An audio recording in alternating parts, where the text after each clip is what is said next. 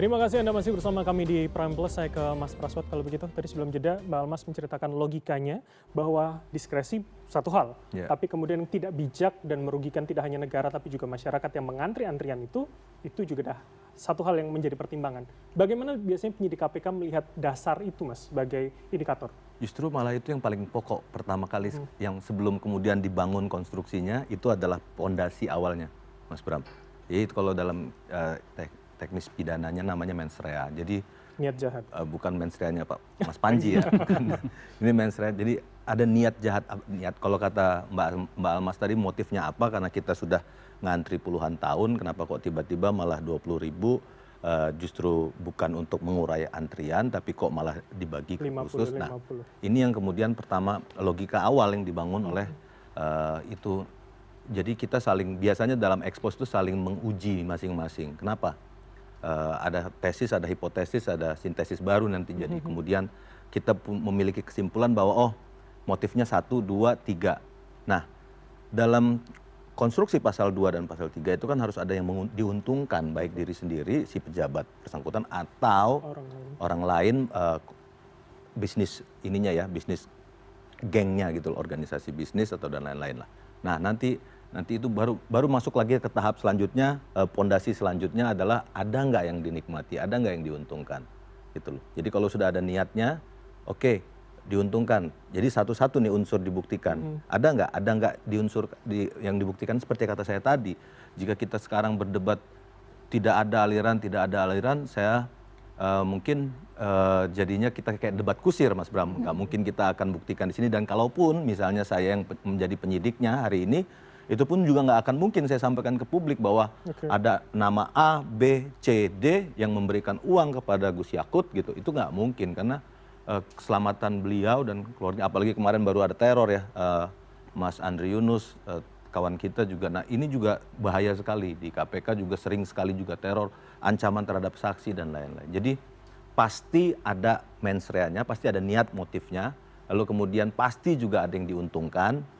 100 miliar misalnya teman-teman KPK, kayak kata Mbak Almas, itu nanti akan dibuktikan satu-satu. Kenapa kok 100 miliar itu disita oleh KPK? Karena ini nggak bisa main-main, Mas Bram. Kalau 100 miliar tiba-tiba disita tanpa ada alas standing yang jelas tuh, ada standing hukum legalitasnya yang jelas, legal standingnya abu-abu, itu bisa langsung diperiksa di teman-teman Dewas.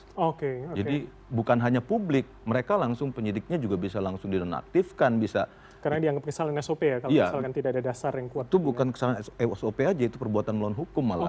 Melakukan penyitaan tanpa ada legal standing, tanpa ada kausalitas. Kalau dalam teori piadananya, kausalitasnya tidak jelas. Ini kenapa disita? Harus bisa dipertanggungjawabkan, apalagi sudah diumumkan kepada publik oleh Pak Deputi Bang Asep, itu udah pasti clear. Clean and clear itu udah pasti. Hanya mungkin belum tersampaikan karena semua proses masih berjalan ya, artinya itu ya? Memang metodologi di KPK tidak membuka dapur kita di awal gitu. Jadi memang itu teknik metode yang sudah umum sekali, nggak mungkin rahasia dapur dibuka di awal. Kalau dibuka di awal akan berbahaya, baik juga bagi penyidiknya, juga bagi saksi-saksinya gitu. Dan konstruksi pembuktiannya juga akan guncang kabur ya. Bisa nanti teman-teman tersangka misalnya yang sudah disangkakan, kita sudah tahu nih, oh KPK akan mentersangkakan kita menggunakan alat bukti A, B, C, D. Teknik metodologinya ini. Kalau semua rahasia dapur KPK sudah dibuka di awal, ya artinya malah justru itu dipertanyakan gitu loh. Kenapa kok tiba-tiba KPK membuka seluruh amunisinya, justru malah bisa melemahkan proses pemberantasan korupsi. Oke, menarik. Saya minta tanggapan Bu Ana lagi. Jadi kalau kemudian tadi Mbak Almas mengatakan itu soal diskresi menteri, tapi dalam konteks yang terjadi kala itu dianggap tidak bijak, akhirnya merugikan. Apa yang bisa pihak Anda komentari, Bu Ana? Dengan Mbak Almas dan Mas Agung ya. Bahwa diskresi itu dilihat dulu, kebijakan itu kan kita lihat dulu penyebabnya. Dan ini tidak pernah ditelisik atau diteliti oleh penyidik KPK sendiri asal-usulnya. Nah, saya ingin sampaikan bahwa kuota haji Indonesia itu biasanya sudah kita dapatkan sejak bulan Juni. Jadi begitu musim haji 1 sudah ditutup, dia langsung dapat yaitu kuota dasarnya 221.000. Jadi kita punya waktu banyak untuk mempersiapkan jamaah haji, ya kan? Jamaah itu kita susun, kita bikin manasik. Nah, pemberian kuota tambahan itu baru muncul ini secara wacana itu 19 Oktober. Itu disampaikan sendiri oleh Pak Jokowi waktu itu. Nah, kalau kita bicara Pak Jokowi tentang bilang alasan, tadi Mbak Almas nanya, Januari lalu Pak Jokowi sudah membuat statement gitu bahwa memang tujuannya untuk mengurangi antrean haji baik reguler maupun khusus. Jadi tuduhan bahwa ini hanya untuk reguler jelas salah gitu. Dan ini sebetulnya sudah disampaikan juga di tanggal 19 Oktober itu. Karena baik haji reguler maupun haji khusus itu sama-sama warga negara Indonesia yang punya antrean. Sebetulnya malah haji khusus itu adalah haji yang tidak perlu antri. Tapi saat ini antrean sudah sampai di 7 tahun dan itu juga harus ada treatment untuk mengurangi antrean. Jadi baik reguler dan khusus itu masalahnya sama di antrean yang panjang. Baik, oke. Nah, kebijakan sebentar saya belum selesai. Tadi kita bicara soal diskresi bagaimana apakah ini bijak atau tidak. Kuota tambahan itu baru muncul persis itu di pertengahan Januari 2024. Sementara layanan-layanan itu ditutup tanggal 20 Februari. Kalau kita memasukkan 8.400 itu berarti 50 kloter. Nah, Anda bayangkan 8.400 itu, ya ini juga bukan 8.400, 18.400 harus di reguler semua, maka serapan kuota reguler itu akan sangat rendah. Justru akan banyak kuota yang tersisa, yang tidak terserap. Karena apa? Waktu persiapan yang pendek. Dari awal Februari, ya kan, dia baru pertengahan 15 Januari kalau nggak salah itu KM-nya keluar.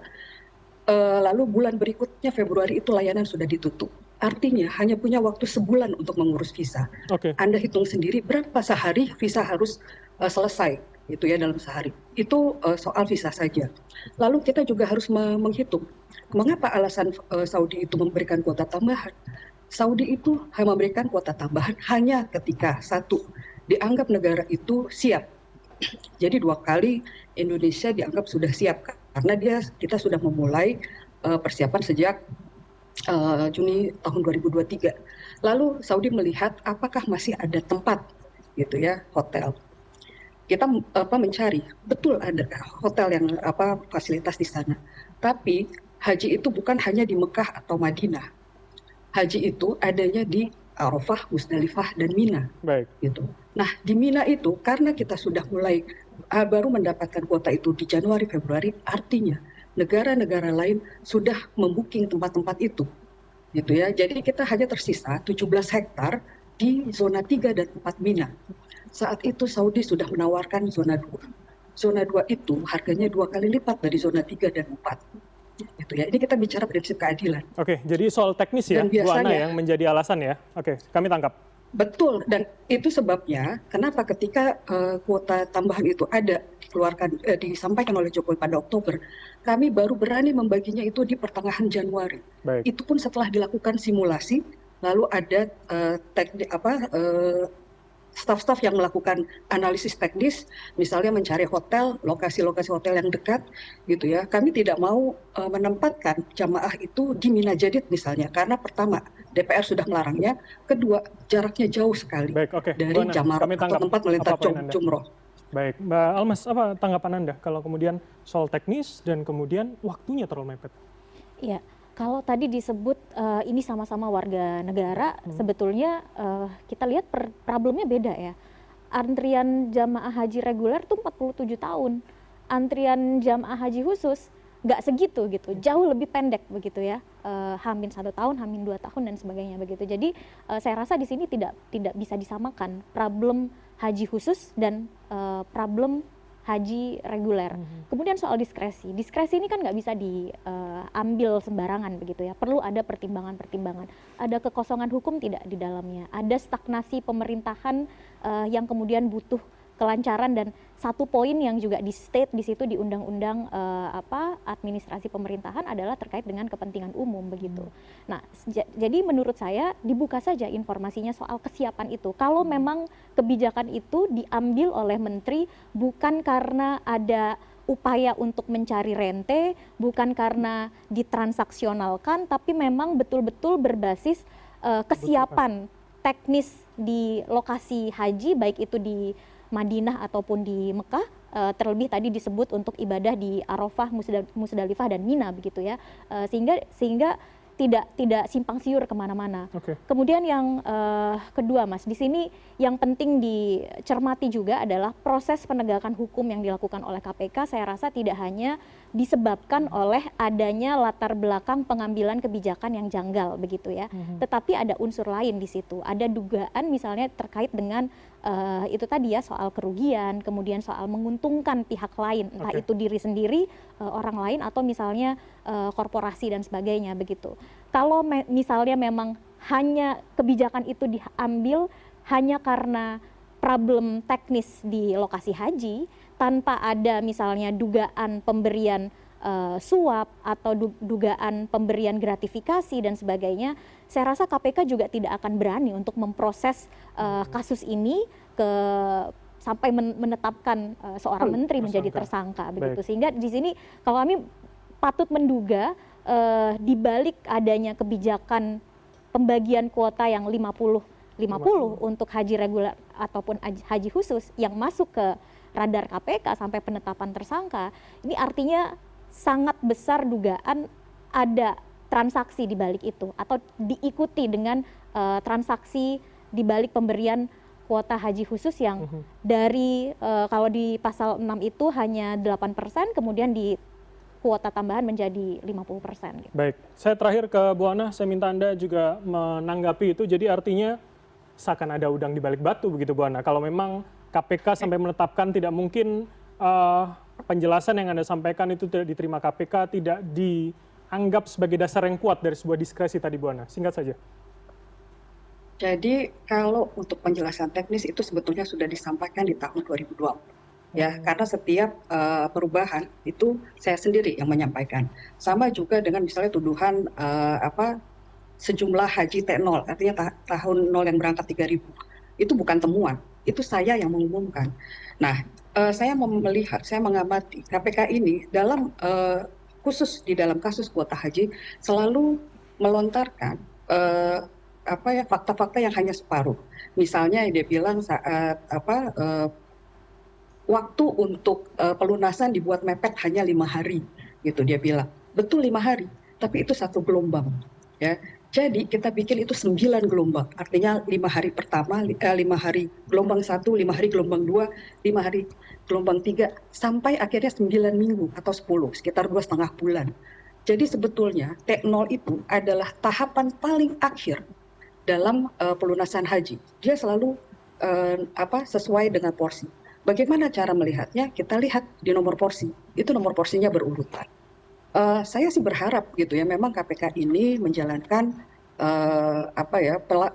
penyelidikan soal kuota ini seperti yang diharapkan oleh Mbak Almas gitu ya, sesuai dengan prosedur gitu, dengan niat baik dan menjaga good governance. Saya sangat berharap.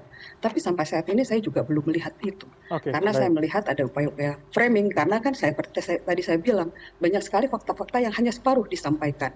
Dan mungkin gitu ya, ini kan seperti membangkitkan kemarahan publik, sehingga saya sendiri merasakan dampaknya langsung dalam bentuk kekerasan digital. Gitu kan. Ini langsung orang kan menanggapi karena dia sepotong-sepotong informasi. Dia sampaikan ada 100 miliar, baru besoknya dikoreksi bahwa itu bukan milik Gus Yakut. Lalu dia sampaikan ada suap ke Pansus, besoknya dibantah oleh para anggota Pansus. Gitu. Jadi itu berpola sejak tahun lalu.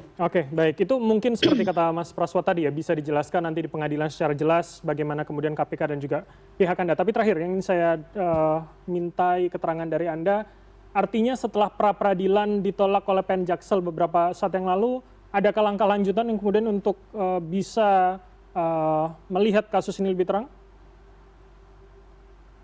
Ya kan sudah ada penahanan, itu pun penahanan juga, ya Anda tahu sendiri pemanggilan itu sebetulnya juga menyalahi aturan. Pemanggilan itu dilakukan saat proses pra-peradilan belum selesai, gitu ya. Jadi banyak proses yang ditabrak. Kalau dalam Islam itu, suatu niat baik itu hanya akan menghasilkan hasil yang baik ketika dilakukan dengan cara yang baik. Dari pra-peradilan dan proses yang kita amati belakangan, banyak sekali langkah-langkah yang ditabrak prosedurnya. Misalnya penetapan tersangka di awal Januari, itu dia dengan memakai sprindik khusus tanggal 8 Januari pada saat yang bersamaan penetapan tersangka tanggal 8 Januari. Itu bahkan ahli KPK sendiri, ada 3 ahli KPK yang bilang itu menyalahi prosedur. Jadi bukan ahli kita malah yang bilang itu salah gitu. Dan penetapannya bukan oleh penyidik, itu oleh arahan pimpinan. Sama dengan penahanan kemarin. Penahanan kemarin dilakukan alasannya untuk mempermudah pemeriksaan dan itu arahan pimpinan. Gitu. Jadi bukan seharusnya itu kan wewenang penyidik. Gitu. Jadi ada banyak kejanggalan di dalam kasus ini. Oke, kita akan lihat ke depannya seperti apa. Terima kasih atas waktu Anda, Bu Ana Hasbi, juru bicara dari mantan Menteri Agama Yakut Khalil Qomas telah bergabung sama kami. Selamat malam. Sehat selalu, Bu Ana. Dan usai jeda kami masih akan melanjutkan dengan 3 orang narasumber di studio CNN. Tetaplah bersama kami di Prime Plus.